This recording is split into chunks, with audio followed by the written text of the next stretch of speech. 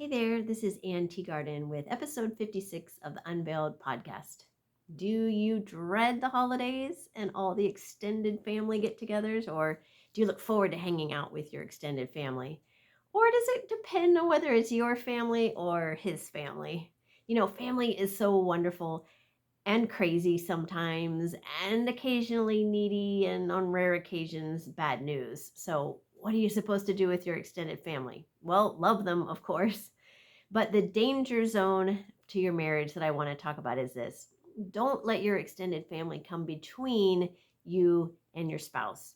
Your marriage relationship and what I call your nuclear family, your immediate family, have to come first. Living in California for most of our married lives, Grant and I only got to see our family, extended family, maybe once a year. And so then we moved to Georgia, we could see them every week.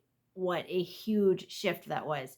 And we had to think through, what would time with family look like? How much time would we spend with them?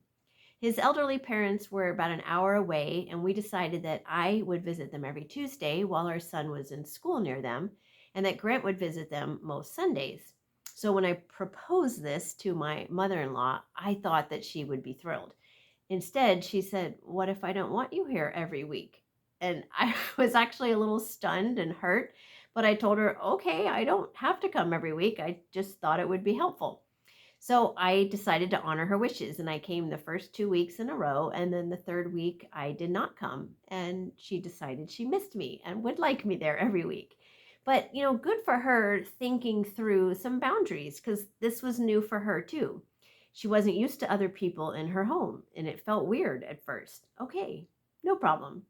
You and your spouse need to decide mutually how much time to spend with the larger family versus your immediate family. And if you feel like you're caught in the middle, it's time to call a timeout and discuss things with both your husband and your extended family.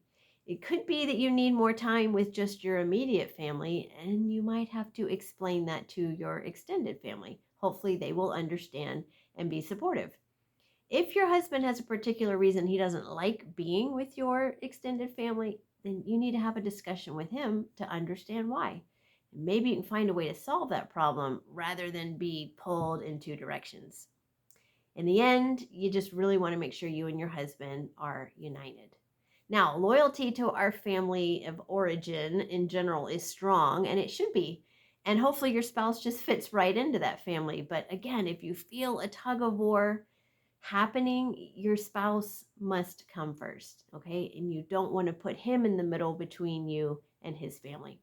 Genesis 2:24 says, "A man shall leave his father and mother and be united with his wife." We leave one family and then we go to another one, which should have its own fierce loyalty and priority. So as you get together with family this holiday, don't allow the family dynamics to create friction between you and your spouse. Talk ahead of time about what you're concerned about, what you're looking forward to, maybe how to set up a time to connect with just the two of you or just your immediate family while you're visiting with people or people are visiting with you. Maybe develop a secret signal that you need to retreat and regroup. Try to understand your spouse's needs when having company or visiting family, and make sure that he understands your needs as well. And mutually have a plan of what to do if this happens. And you know the this that I'm talking about. And don't allow your family to be divisive or to speak ill of your husband. You're just going to have to say, no, you can't do that. I mean, I think most of the time our family wants to be protective of us, but it may come across as divisive, or it may come across as like offering you an escape. Instead, they should be offering you help to stay together.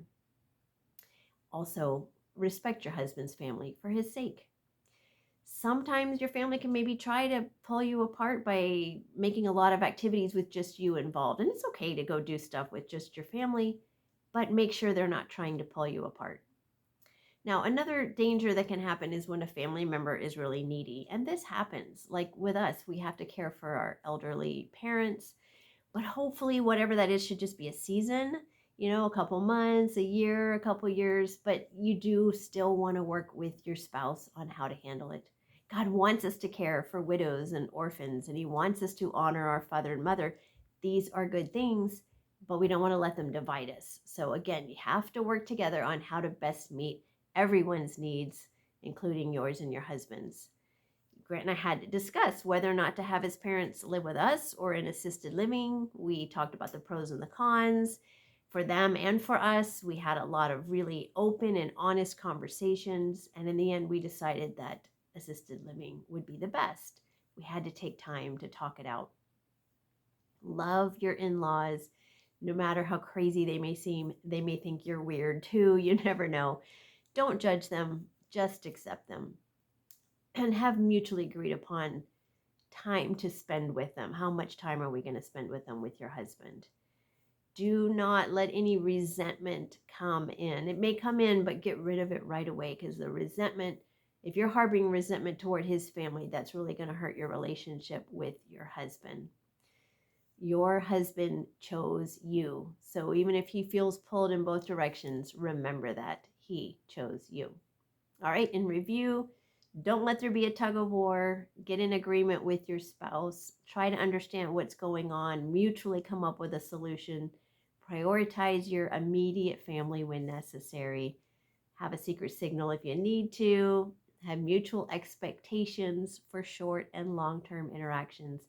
Most of all, love your spouse's family for his sake. Be considerate and kind no matter what they throw at you. If you'd like more insight on enjoying your extended family, you can email me at Anne, A-N-N-E, at synergiamm.com, and I'll send you a link to the workshop that we did this last week that was an hour-long workshop on enjoying your extended family, and I'd be happy to send you the link to that. I hope this helps set you up for a better holiday experience with your family. Remember, you are loved. Go enjoy your relations. Go enjoy.